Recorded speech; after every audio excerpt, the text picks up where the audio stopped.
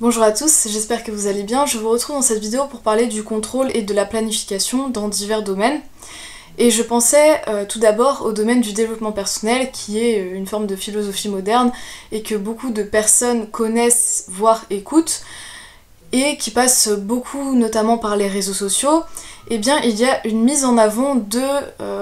l'autodiscipline pour arriver à ses objectifs de développement personnel, à ses objectifs de réussite professionnelle, réussite amicale, réussite amoureuse, etc. Tout ceci s'organise autour d'un noyau, et ce noyau, c'est l'autodiscipline, c'est arriver à organiser son quotidien pour obtenir ce que l'on souhaite, pour avoir l'avenir que l'on souhaite. Et donc cette autodiscipline devient le nerf de la guerre, et nous pouvons le voir notamment dans les bébés du développement personnel, des progénitures comme la Morning Routine, Miracle Morning Routine, qui pour le coup est un conglomérat de tonnes d'activités qui sont vraiment optimisées dans un petit temps. Peut-être qu'ils font 10 minutes de yoga, après 10 minutes de lecture, après 10 minutes de je ne sais quoi. Et finalement, il n'y a même pas le temps de se plonger réellement dans l'activité, que c'est déjà le temps pour une autre activité. Et je pensais aussi au mouvement That Girl, qui a fait beaucoup ses preuves sur les réseaux sociaux à travers les vidéos courtes, qui montrent des jeunes femmes au mode de vie parfait, entre les smoothies verts, les abdos et la lecture, mais dont il s'agit du métier. Finalement, leur métier, c'est de se créer un quotidien, radieux et équilibré, qu'elles vont mettre en avant à travers les réseaux sociaux. Mais d'un autre côté, ce mouvement est compréhensible, puisque certains ont l'impression que dans notre temps, en Occident, il y a un certain laisser-aller, qu'un certain nombre de personnes ne sont pas du tout autodisciplinées, sont assez sédentaires, se laissent aller sur les réseaux sociaux, passent des soirées entières sur les réseaux sociaux. L'obésité n'a jamais été aussi grande, et un certain nombre de personnes ne font pas attention à leur alimentation, ne font pas assez attention à leur activité sportive, etc. Et donc, la solution semblerait alors de bombarder ces personnes-là qui se laissent aller avec du contenu qui prône un contrôle de soi extrême. Mais est-ce la bonne solution? Je n'en suis pas si sûre, et je vais déjà essayer de comprendre pourquoi ces personnes-là se laissent aller. Et je pense que déjà, comparé à nos ancêtres, si on se concentre sur le mode de vie de nos ancêtres, eh bien il y avait un certain nombre d'activités qui étaient déjà naturellement fusionnées entre elles. La plupart des gens faisaient un travail qui était sportif, alors qu'aujourd'hui il y a le travail qui souvent est un travail de bureau ou un travail dans le tertiaire qui n'est pas forcément très sportif, et à côté il faut faire du sport en plus si on veut garder cet équilibre. Jadis, il y avait également une alimentation qui de base était plus saine, alors qu'aujourd'hui cela devient un effort de manger sain. Également, les amis, la famille, le conjoint habitaient tous dans le même village, alors qu'aujourd'hui il y a une distance qui se crée entre les amis, la famille, le conjoint, et donc il faut toujours arriver à voir l'un, voir l'autre, s'organiser. Donc tous ces pans de vie qui peuvent nous permettre de trouver un certain équilibre ont été fragmentés. Alors qu'avant il y avait un équilibre qui se trouvait peut-être plus facilement, et bien aujourd'hui cet équilibre est fragmenté et il faut fournir beaucoup plus d'efforts pour arriver à trouver un équilibre entre le travail, les passions, le conjoint, les amis, etc. Et finalement aujourd'hui la solution qui arrive assez instinctivement, c'est de se dire mais il faut que je réduise les distances. Il faut que soit je trouve un conjoint qui a les mêmes passions que moi, ce qui fait que ce ne seront pas deux pôles différents, un temps pour faire ma passion, un temps pour voir mon conjoint. Il faut que j'arrive à trouver un travail dans lequel je fais un petit peu d'activité sportive, comme ça ne fait pas deux pôles différents, un pôle travail, un pôle activité sportive, mais finalement pour arriver à retrouver cet équilibre de vie, eh bien nous sommes forcés à être toujours dans une logique d'optimisation, ce qui nous amène à une vision de la vie qui est très dans la logistique, dans la gestion presque administrative de nos amis, de notre famille, de notre travail, et pas du tout dans quelque chose d'assez fluide, d'assez instinctif. Mais d'un autre côté, donc on pourrait se dire qu'il y a cette évolution de vie qui fait que tout a été fragmenté et donc que c'est plus difficile, qu'il faut fournir plus d'efforts pour trouver un équilibre de vie. Mais d'un autre côté, pour deux personnes qui par exemple ont un même travail, une même charge horaire, eh bien l'un va peut-être rentrer et regarder des séries pas forcément très intellectuelles ni pertinentes, et l'autre va rentrer et lire des livres de philosophie. Donc qu'est-ce qui fait que chez ces deux individus, il y a ces deux réactions qui sont totalement différentes aussi. Ce n'est pas uniquement dû au mode de vie, il y a aussi peut-être un tempérament.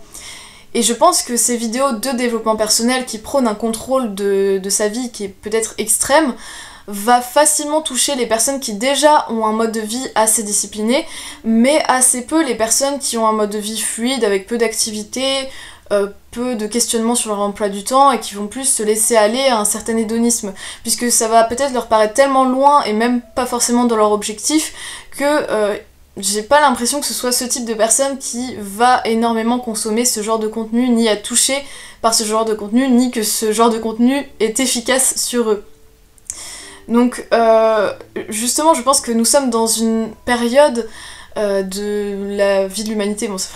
je vais peut-être pas dire cette phrase, ça fait un petit peu radical, grandiloquent pour rien, mais où l'hédonisme est très facilement accessible et où l'hédonisme s'impose à nous plutôt que nous devions aller chercher ce mode de vie si nous voulions être hédonistes. Là, l'hédonisme s'impose à nous et il faut faire la démarche de le refuser. Alors que peut-être qu'à d'autres époques, pour un certain nombre de personnes dans la population, eh bien, s'ils voulaient avoir un mode de vie hédoniste, c'était des efforts à fournir pour arriver à ce mode de vie-là. Alors que là, ce mode de vie est presque devenu le mode de vie par défaut et il faut arriver à s'en extraire. Et puis bon, là jusqu'à maintenant je parle un peu comme s'il y avait deux catégories de personnes, les personnes qui arrivaient à s'autodiscipliner et les personnes qui n'y arrivaient pas,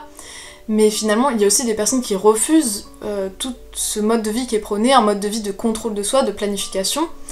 et pour ma part c'est de plus en plus le cas, j'ai de plus en plus de mal avec ce modèle qui nous est présenté. J'ai toujours eu un tempérament à vraiment planifier mon quotidien,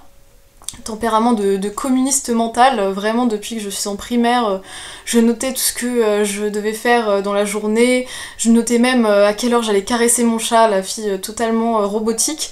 et désormais je n'ai plus du tout envie d'avoir cet état d'esprit, déjà que je trouve presque psychopathique lorsqu'on y inclut les relations sociales, mais aussi parce que juste j'ai envie d'une certaine fluidité de vie, j'ai envie de laisser place à l'imprévu, puisque je pense que l'imprévu peut nous permettre la découverte, peut être créateur, et que même si l'imprévu s'impose nécessairement dans nos vies, malgré le fait que l'on organise tout ou non, cet imprévu sera toujours là, et bien lui laisser une place volontairement permet de mieux l'accueillir. Ce qui fait que j'ai envie de lui laisser une place plus grande, j'ai envie de ralentir, de m'arrêter, de contempler, de respirer. Je n'ai pas envie de tout planifier, de suivre une liste constamment. Méfiez-vous des gens qui font des listes. Juste arrêtez de faire des listes. Et les listes, à la base, c'est génial pour s'organiser, mais je pense que pour arriver à une certaine sérénité et harmonie, il faut quand même être assez souple et arriver à sortir de cette planification extrême qui est prônée sur les réseaux sociaux. Et bien je vous dis, en tant que personne qui a naturellement cette organisation, cela rend la vie robotique, cela rend la vie presque comme un code d'ordinateur et dont la moindre erreur ne ferait plus fonctionner le code, la moindre erreur forme un bug, et bien c'est vraiment ce que je ressentais au quotidien, alors que si nous sommes plus dans la souplesse, et bien c'est beaucoup plus agréable, le quotidien est beaucoup plus agréable. Et il y a certains mouvements du développement personnel qui prônent plus un mode de vie tranquille, où on s'écoute, où on laisse un peu aller ses envies, le mouvement du slow living, mais ce n'est pas un mouvement qui est majoritaire ni dominant dans le développement personnel, c'est pour ça que je m'attarde plus sur ce qui est majoritairement prôné, c'est-à-dire être toujours dans la projection de soi, être toujours dans la course vers le soi, la meilleure version de soi-même. Et donc cette course-là, pour ma part, j'ai envie d'en partir, j'ai juste envie de m'asseoir et de contempler.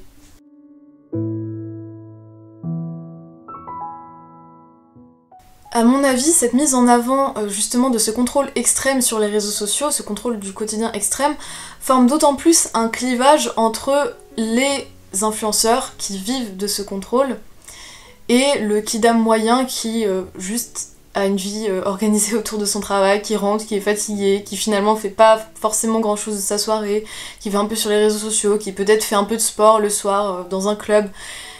et ça crée une forme de clivage, et ce clivage est d'autant plus accentué sur les réseaux sociaux qu'il y a d'un côté les influenceurs qui s'enferment dans une image d'eux assez perfectionniste, puisque ils sont constamment soumis à la critique et donc ils veulent s'en prémunir en étant dans un perfectionnisme assez extrême pour certains, ou alors dans une image clivante mais qui est créée de toutes parts pour ne pas être attaquée directement, et ce qui fait que les personnes attaquent finalement une poupée de chiffon.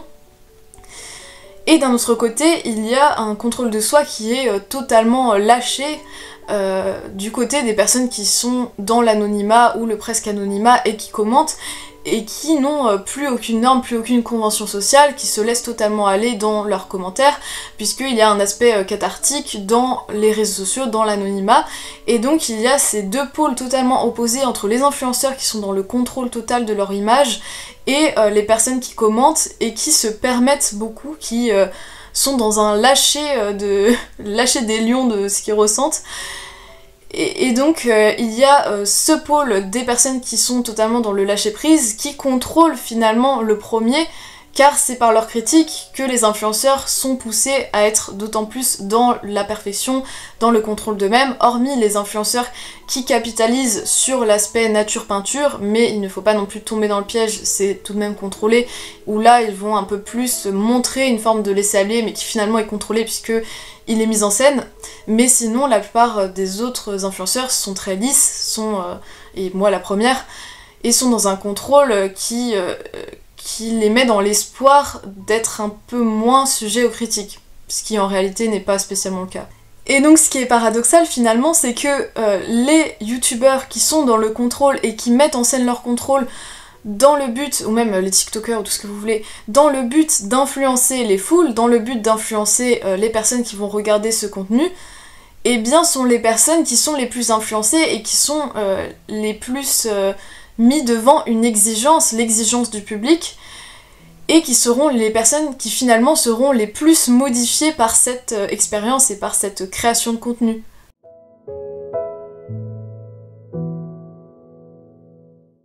Concernant les youtubeurs, les influenceurs, etc., il est compréhensible qu'ils cherchent une forme de perfection, car ils sont constamment sujets à la critique et ils ont une image à tenir. Donc cela pourrait être presque par peur de décevoir, peur de la critique, etc. Mais pour l'individu lambda, qu'est-ce qui le pousse à vouloir un mode de vie complètement millimétré, un mode de vie parfait, puisque au quotidien, les gens sont beaucoup plus cléments? Eh bien, justement, je pense qu'il faut arriver à se questionner sur le pourquoi, et c'est quelque chose qui est très peu fait dans les contenus de développement personnel. On ne va jamais au bout des choses, c'est développement personnel pour arriver à développer le physique parfait, oui mais pourquoi?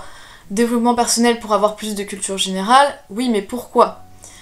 Développement personnel pour je ne sais quoi, X ou Y raison, pour trouver une copine ou un copain, oui mais pourquoi l'on veut ça? Pourquoi?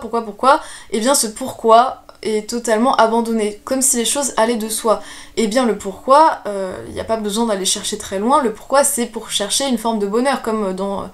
littéralement la plupart des philosophies qui ont été inventées jusqu'à ce jour, c'est pour chercher le bonheur. Et pourtant, eh bien ce n'est pas une question qui est abordée dans le développement personnel, comme si chercher le bonheur c'était un peu kitsch, c'était un peu dépassé,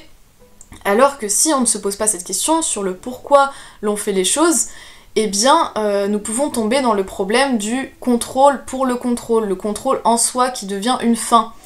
Et le problème de cela, c'est d'arriver par exemple un week-end, de se lever 30 minutes en retard par rapport à son réveil, et de finalement se sentir mal toute la journée puisque on s'est réveillé 30 minutes en retard. C'est de manger un peu plus de gâteau à une soirée, le lendemain culpabiliser puisque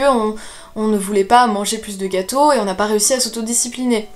C'est rentrer après une dure journée de travail, ne pas arriver à lire le livre qu'on avait prévu de lire puisqu'on est trop fatigué, et finalement culpabiliser le lendemain et s'auto-traiter de fainéant. Tout ceci, lorsque le contrôle devient une fin en soi, eh bien tout ce que cela amène, ce n'est que de la culpabilisation. Donc je ne vois pas l'intérêt, et pour moi le contrôle n'est pas une fin, le contrôle de soi et l'autodiscipline est un moyen pour arriver au bonheur. Et ce contrôle et cette autodiscipline doivent être alliés avec une certaine clémence, une certaine empathie envers soi-même finalement, auto-empathie, pour l'utiliser à bon escient, pour arriver à garder un mode de vie qui nous convient, un corps qui nous convient, à peu près voilà, des passions qui avancent bien, des projets qui avancent bien, mais ne doit pas devenir une prison qu'on se crée pour nous-mêmes et qui finalement nous éloigne du bonheur plus qu'il ne nous en approche. À mon avis, un youtubeur qui incarne bien cette notion du contrôle de soi pour le contrôle de soi est le youtubeur Brian Johnson. Il s'agit d'un multimillionnaire qui désormais fait une sorte de grande expérience sur sa propre personne. Il essaye de, alors peut-être que je vais m'exprimer mal d'un point de vue scientifique, de réduire son expression phénotypique de l'âge. C'est-à-dire que donc vous avez votre âge dans le sens quand est-ce que vous êtes né par rapport à actuellement et vous faites la déduction. Et bien lui, il va essayer de réduire l'expression physique de l'âge par un mode de vie parfait finalement et le contrôle total de toutes ses journées. Il mange toujours exactement la même chose, il prend plein de compléments alimentaires, il va faire exactement le bon type de sport pour lui, avoir une très longue routine pour la peau. Il est accompagné de plein de médecins qui le suivent dans son aventure, qui est très intéressant d'un point de vue scientifique, il documente tout. Mais c'est l'apogée du contrôle de soi, puisque son quotidien est littéralement millimétré, tout tourne autour du contrôle de son quotidien. Et c'est là que aussi la question du sens se pose. Pourquoi vouloir rallonger sa vie, puisque son but est aussi de rallonger sa vie par le non-vieillissement ou le vieillissement minimal de son corps. Pourquoi vouloir rallonger sa vie pour rallonger sa vie? Finalement, passer son temps à vouloir rallonger sa vie, quel est l'intérêt? Pourquoi vouloir rallonger sa vie si c'est pour passer son temps à rallonger sa vie?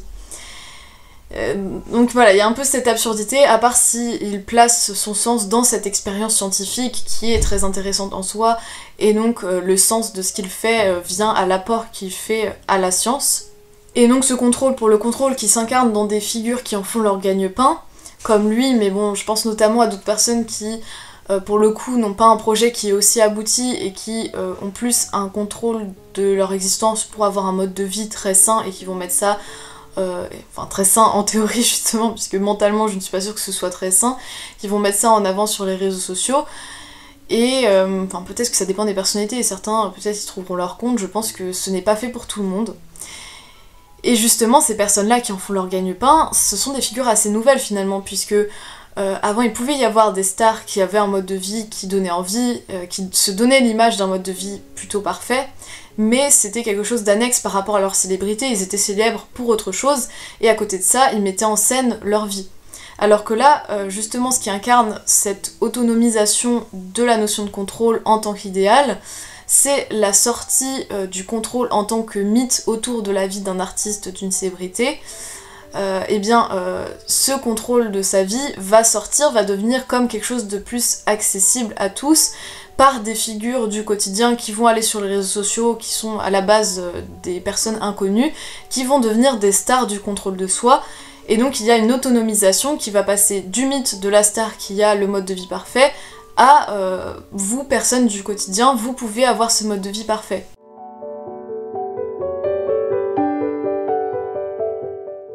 Le dernier point que je voulais aborder concernait la planification étatique et notamment environnementale, puisque je pense que c'est un point très important, mais je vais l'aborder succinctement ici, il faudrait que je l'aborde plus longuement à un autre moment. Et je pense que c'est une nécessité, la planification concernant la préservation de la biodiversité, de certains espaces naturels, concernant la pollution, etc. Mais qu'il y a aussi certains dangers à prendre en compte, puisque ayant vécu dans plusieurs éco-villages, écolieux, durant mon année de césure, et bien au bout d'un moment j'ai développé une forme de frustration car notre quotidien tournait autour de l'alimentation. Lorsque nous sommes dans une logique décroissante, ce que certaines personnes prônent, une logique décroissante où nous retrouverions un mode de vie beaucoup plus simple, beaucoup plus proche de la nature, et c'est ce que j'ai expérimenté dans ces écolieux, et bien tout tourne autour de finalement choses assez primitives comme la nourriture. Et pour ma part, ça a créé une forme de frustration puisque je me suis dit que mes ancêtres avaient évolué durant des années, des centaines d'années, des milliers d'années pour sortir de cet état où tout tourne autour de la survie presque, pour arriver à prendre le temps de penser, prendre le temps de créer, et que c'était un peu comme un retour en arrière pour moi, même si je comprenais l'intérêt et que je suis aussi assez admirative des personnes qui créent ce genre d'initiative et qui y vivent. Mais j'ai un peu du mal à imaginer l'humanité dans une forme de décroissance, dans une forme d'utopie champêtre des éco-villages. Et à mon sens, c'est des lieux qui sont nécessaires, mais qui ne sont pas généralisables. Et j'ai à la limite d'autres visions, peut-être plus écologiques, et qui allieraient plus les nouvelles technologies pour un avenir plus écologique.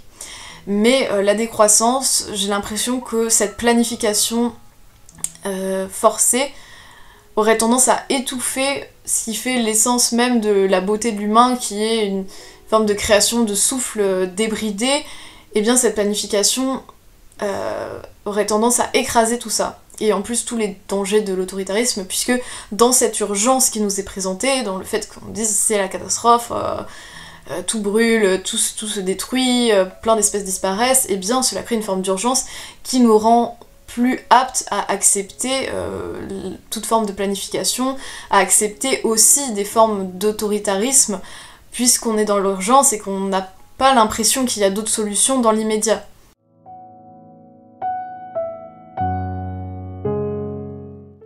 En conclusion, je dirais que ce contrôle de l'existence devient un nouveau modèle d'idéal. Cela ne veut pas dire qu'il est forcément suivi, mais il est vraiment mis en avant sur les réseaux sociaux. Et j'aimerais lancer une ouverture possible, que je n'ai pas trop développée là, elle m'est venue